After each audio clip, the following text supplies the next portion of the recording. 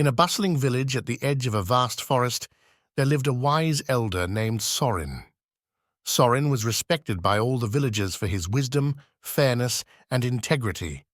People would come from far and wide to seek his advice on various matters, and his words were often quoted as guiding principles in the community. Among the villagers was a young man named Elias. Elias admired Sorin greatly and dreamed of becoming a wise and respected leader like him one day. He often listened intently to Sorin's advice and tried to follow his teachings. But despite his efforts, Elias felt that he was missing something important, something that would make him truly wise like Sorin.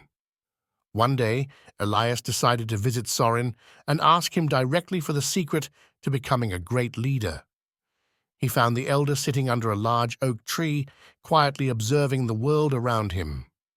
"Sorin," Elias began, "I have always admired you and wished to be as wise and respected as you are. I have listened to your words and tried to live by them, but I still feel that I have much to learn. Please tell me the secret to becoming a great leader." Sorin looked at Elias with kind eyes and smiled. "My dear boy," he said, "the secret to becoming a great leader is not just in the words you speak, but in the actions you take. Words are important, yes, but they are only powerful when backed by example." Elias was puzzled. "But Sorin," he asked, "how can I learn to lead by example? I know the right things to say, but I'm not sure how to show them through my actions." Sorin gestured for Elias to follow him. Together, they walked through the village, observing the people as they went about their daily lives.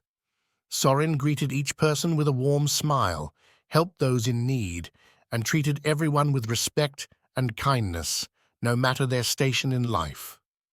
As they walked, Sorin pointed out various scenes: a father teaching his son how to fish, not just with words, but by showing him how to cast the line and patiently waiting for a catch; a farmer caring for his crops, not just talking about hard work, but demonstrating it every day in the field; and a mother tending to her children, teaching them values through her own actions rather than lectures.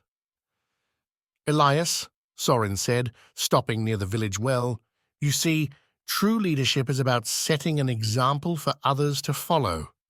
It's easy to tell people what they should do, but much harder to live by those words yourself.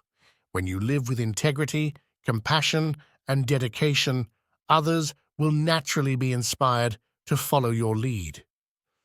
Elias began to understand. "So it's not enough to just say the right things. I need to show people what I mean through my own actions." Sorin nodded. "Exactly. People are more likely to respect and follow someone who practices what they preach.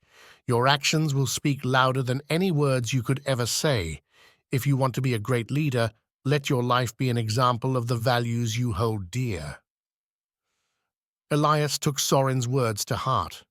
From that day on, he focused on living by the principles he valued, rather than merely talking about them. He worked hard, treated others with kindness, and made decisions with fairness and integrity.